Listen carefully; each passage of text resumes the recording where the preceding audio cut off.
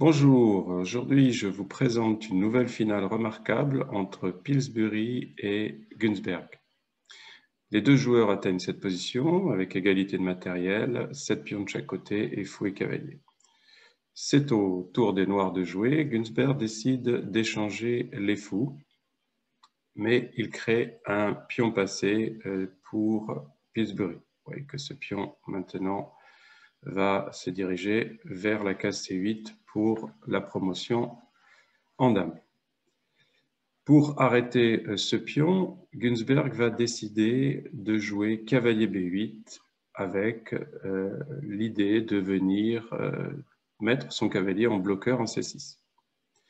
En fait, c'est une gaffe et il aurait mieux fait de jouer par exemple F5 pour bloquer les pions de l'aile roi, fixer ces structures de pions et ensuite pouvoir venir bloquer, défendre en B8 et après l'échange, par exemple ici roi D2, A5, chasser le cavalier de la case B4 et venir en C6. Et ici, sa situation serait saine et la nulle aura remonté le résultat logique. Après cavalier B8, Pillsbury va en profiter tout de suite pour casser l'aile roi des noirs et essayer d'affaiblir considérablement le pion D5 qui va être sa cible. Si les noirs échangent, essayent de gagner le pion, et bien après cavalier F4, on voit que le cavalier contrôle la case E6, le roi ne peut pas défendre D5, et après cavalier prend D5, l'avantage des blancs serait grand avec deux pions passés ici liés.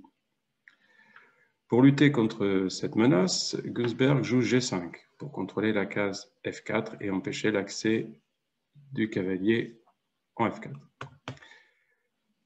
Pillsbury se dirige alors vers l'autre côté, toujours avec l'idée de menacer D5 et éventuellement aussi de mettre la pression sur A6 et de menacer C6. Les noirs pensent pouvoir chasser ce cavalier par A5, mais Pillsbury a vu plus loin, C6. Il menace maintenant C7 avec l'idée soit de promouvoir en C8, soit de prendre le cavalier, et donc le cavalier B4 est imprenable. Günzberg se dirige avec son roi en D6 pour contrôler la case C7, et on a l'impression que le travail est fait, qu'il n'y aura plus de problème pour les noirs. Mais c'est sans compter sur F prend E6, et maintenant les deux pions C6 et E6 deviennent une arme très importante puisque sur, par exemple, A prend B4, eh bien, E7 menace la promotion, roi prend E7 et C7 gagne.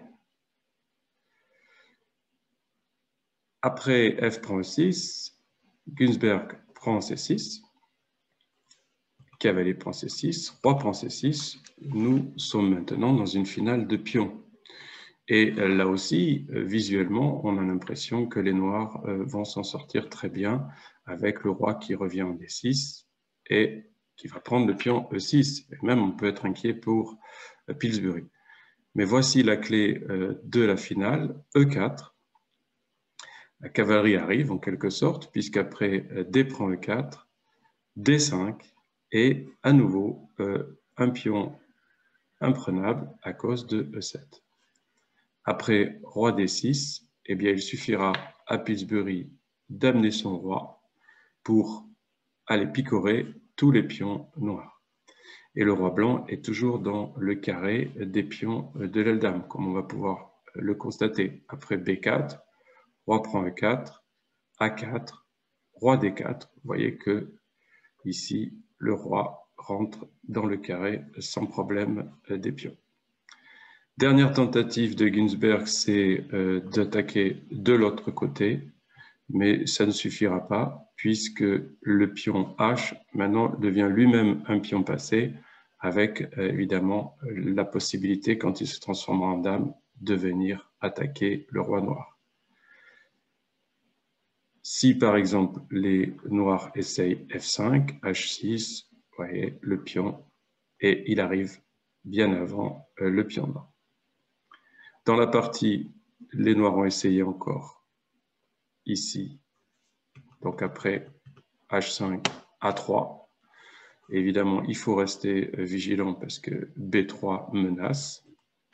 Mais après roi C4, F5, nous retrouvons la même ligne principale et les noirs ont abandonné. Cela s'est joué vraiment à très peu, avec une grande précision Pillsbury l'a emporté. Et je trouvais que c'était une finale très intéressante à vous montrer, notamment avec le thème du pion C7 qui vient attaquer le cavalier B8 et menacer la promotion en C8. À bientôt pour une nouvelle finale remarquable.